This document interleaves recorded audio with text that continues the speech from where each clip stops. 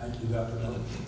That takes us to item number 12, which is public participation. We have 3 persons signed up. I need to tell you that the board welcomes and encourages public participation. We ask that you adhere to the procedures and the quorum provided in board policy BPDH. Participation meetings. Your comments will be limited to 3 minutes. Dr. Harris will keep time and let you know as that time runs down. Questions asked during public participation be handled in accordance with board policy BPDH. We ask that you not have any personal attack on a faculty member or a student or a board member in your remarks. And that any questions related to a student, of course, are out of bounds. That's very protected remarks. So with that, I'd like to ask or invite Dr. Barbara Waldman to be our first speaker. Dr. Waldman.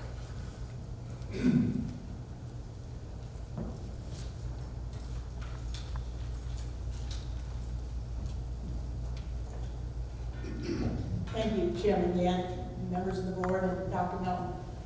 First of all, I would like to thank you all for your service to the students of District 5.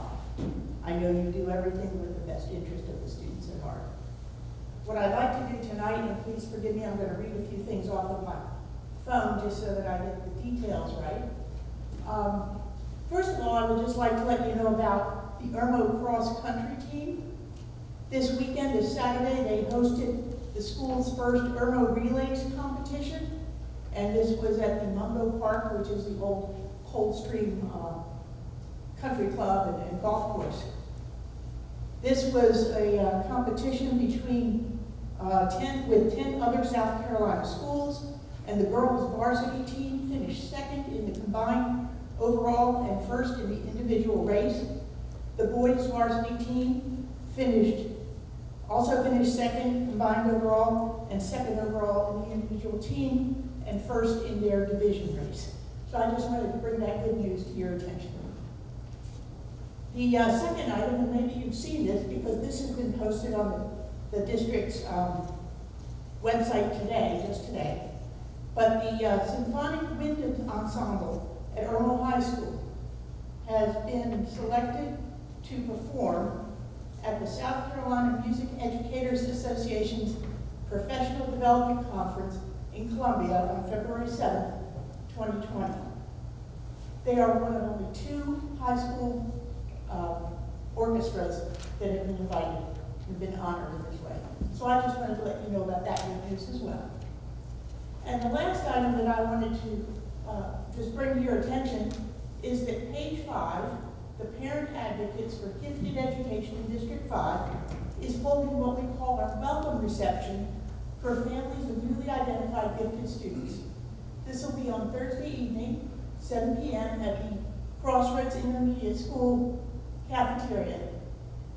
It's an opportunity for families to learn about all the different gifted programs that are available in District 5, as well as to learn about Page 5 and how Page 5 can benefit them. I'd like to take this opportunity to invite all the board members to attend. I know you have very busy schedules, but if you have a little time on Thursday evening at 7 o'clock and you'd like to come and hear more about what Page 5 does in the district, we'd be happy to have you as our guests. Thank you very much. Thank you, Dr. Waldman. That's great. I'm glad for you all. Let's clap. A lot of great shout outs for Irmo, and that's wonderful. I'm going to piggyback on that just take a little point of privilege. I was watching a ball game that was going very well on Saturday for a change for my beloved Gamecocks. There was an interview in the stands with a family who had a player on the team, and the family had moved here from California. Some of you might have seen this, but they talked about the community they settled in was the Irmo community. I just thought that was strong. That was on. I hope a lot of people saw that, but it was a great interview, and then that's where they decided to come and settle from across the country. So, thank you. Next speaker is Mr. Carroll Free. Mr. Free.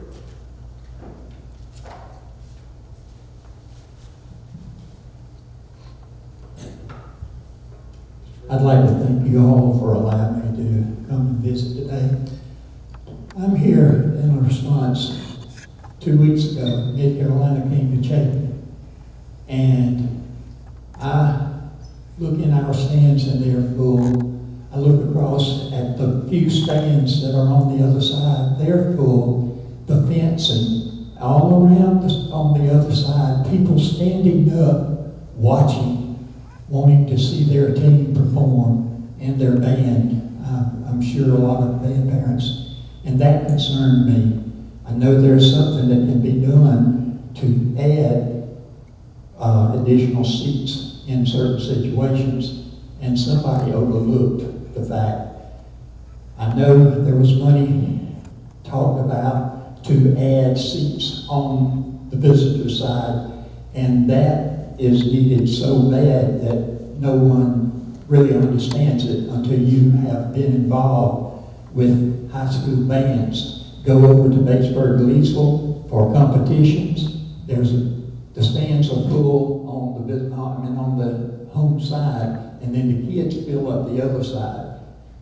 In October, my granddaughter at Blue Ridge High School said, "Grandpa, guess where we're going to have the state competition this year?" I said, "I have no idea." They said, "Chapin." I said, "No, you can't come.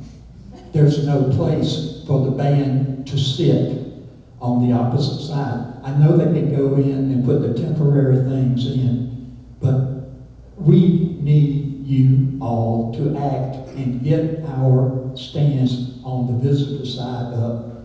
And I'm worried on our side. We talked about this back in 88, 89, 95, when our had kids in the band of getting ready for competitions. But we always backed off because we didn't have a place to hold everybody. So anyway, we need to get those stands on the other side set up in place. Get in there and get the dirt out, put into concrete, and add those other bleachers up before they get there. I'm not sure, 1,500 kids at least will be there for that competition, and it's going to look bad. Everybody talks about how good we are, and we're proud of being good, but we just need a little bit of help getting things to look a little bit better. I appreciate your time. Thank you again. And Miss Nikki and other board members. Bye. Thank you, Mr. Fred. And our next speaker is Bob Wolf. Mr. Wolf.